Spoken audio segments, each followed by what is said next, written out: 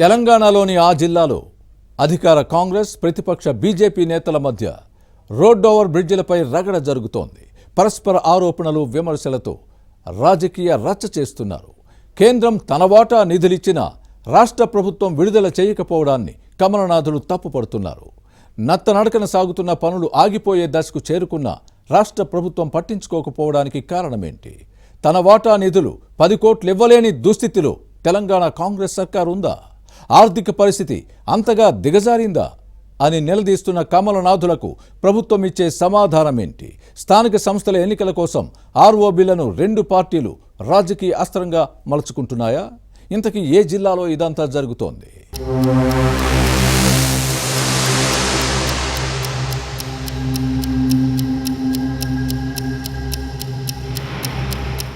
నిజామాబాద్లో రైల్వే గేట్ల దగ్గర రోడ్ ఓవర్ బ్రిడ్జిల నిర్మాణంపై రాజకీయ రగడ మొదలైంది.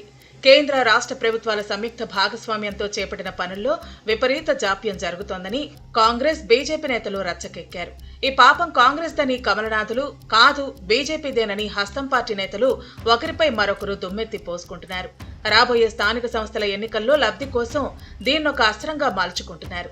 బీజేపీ నేతలు ఓ అడుగు ముందుకేసి పోరుబాట పట్టారు. దీనికి కాంగ్రెస్ నేతలు కౌంటర్ అటాక్ మొదలు పెట్టడంతో రచ్చరచ్చ అవుతోంది. వాస్తవానికి నిజామాబాద్ జిల్లాలో రైల్వే గేట్ల దగ్గర చేపట్టిన రోడ్ ఓవర్ బ్రిడ్జీల నిర్మాణ పనులు నత్తనడకన సాగుతున్నాయి. దీంతో వాహనాల రాకపోకలకు తీవ్ర అంతరాయం కలుగుతోంది. రైల్వే గేట్లు వేసినప్పుడు అంబులెన్స్లు ట్రాఫిక్ లో చిక్కుకుని రోగులు ప్రాణాలు కోల్పోయిన సందర్భాలు ఉన్నాయి. ప్రజలు, వాహనదారులు నరకం అనుభవిస్తున్నారు. ఈ సమస్యలకు పరిష్కారంగా చేపట్టిన ఆర్ఓబీ నిర్మాణంలో జరుగుతున్న జాప్యంపై జనం ఆగ్రహం వ్యక్తం చేస్తుంటే పార్టీలు తమ మైలేజ్ కోసం పొలిటికల్ ఫైట్ చేస్తున్నాయి.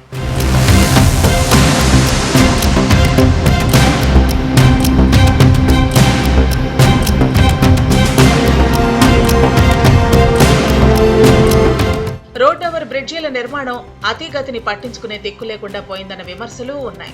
నిజామాబాద్ హైదరాబాద్ మార్గంలో మాధవ్ నగర్ దగ్గర 93 కోట్ల అంచనా వ్యయంతో 3 ఏళ్ల క్రితం ఆర్ఓబీ పనులు ప్రారంభమయ్యాయి. వంతెన పిల్లర్లపై స్లాబులు, లింక్ రోడ్ల కోసం మరో 10 కోట్ల రూపాయల నిధుల కోసం రాష్ట్ర ప్రభుత్వానికి ప్రతిపాదనలు పంపినా ఇప్పటికీ మంజూరు కాలేదు. బోధన్లో ఆర్ఓబీ నిర్మాణానికి ఏడాది క్రితం ఆమోదం లభించినా ఇంతవరకు టెండర్లు ఖరారు కాలేదు. నిజామాబాద్ కరీంనగర్ మార్గంలో అడవి మామిడిపల్లి దగ్గర కేంద్ర రాష్ట్ర ప్రభుత్వాల భాగస్వామ్యంతో చేపట్టిన ఆర్ఓబీ పనులు కొన్నేళ్లుగా నత్తనడకన సాగుతున్నాయి. నిర్మాణం జరుగుతున్న సమయంలో రాష్ట్ర ప్రభుత్వ వాటా నిధులు సకాలంలో విడుదల చేయకపోవడంతోనే పనుల్లో జాప్యానికి కారణమంటూ బీజేపీ నేతలు పోరుబాట పట్టడం రచ్చను రాచేసింది. బీజేపీ జిల్లా అధ్యక్షుడు దినేష్ కులాచారి ఆధ్వర్యంలో మాధవ్ నగర్ గేటు దగ్గర ధర్నా చేశారు. అనంతరం జిల్లా పర్యటనకు వచ్చిన ముఖ్యమంత్రి రేవంత్ రెడ్డిని అడ్డుకునే ప్రయత్నం చేయడం వివాదాస్పదమైంది. జిల్లా బీజేపీ ఎమ్మెల్యేలు ధన్పాల్ సూర్యనారాయణ, పైడి రాకేష్ రెడ్డి ఈ విషయంలో సీఎం రేవంత్ రెడ్డిని కలిసి వినతిపత్రం అందజేశారు. ఈ క్రమంలో బీజేపీ నేతలను అరెస్టు చేయడంతో ఉద్రిక్తత నెలకొంది.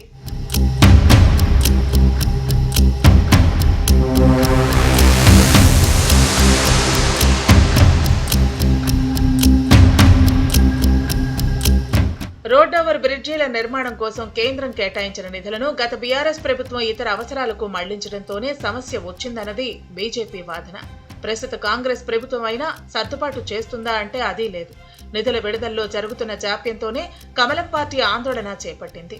నిజామాబాద్ రూరల్ కాంగ్రెస్ ఎమ్మెల్యే భూపతిరెడ్డి తల్లి దశదిన కర్మ కార్యక్రమానికి హాజరైన ముఖ్యమంత్రి రేవంత్ రెడ్డి పర్యటనలో నిరసన తెలిపేందుకు ప్రయత్నించిన కమల్నాథులను పోలీసులు అడ్డుకుని అరెస్టు చేయడం రగడకు కారణమైంది. సమస్య పరిష్కరించాలని డిమాండ్ చేసిన తమ కేడర్నే అరెస్టు చేస్తారా అంటూ ఆగ్రహం వ్యక్తం చేసిన బీజేపీ ఎమ్మెల్యేలు రోడ్డుపై బైఠాయించి నిరసన వ్యక్తం చేయడంతో రచ్చరచ్చయింది.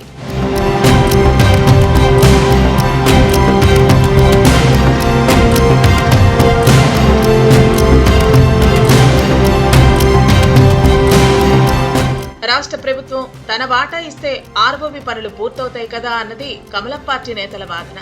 10 కోట్లు సర్దుబాటు చేయలేని దయనీయంగా ఆర్థిక పరిస్థితి దిగజారిందా అన్నది బీజేపీ నేతల ప్రశ్న. సంక్షేమం, అభివృద్ధి అంటూ డబ్బాలు కొట్టుకునే కాంగ్రెస్ ప్రభుత్వం ఆర్ఓబీ నిర్మాణం పూర్తి చేసేందుకు తన వాటా ఇవ్వలేని ఆర్థిక సంక్షోభంలో కొట్టుమిట్టాడుతోందా అన్నది కమలనాథుల క్వశ్చన్.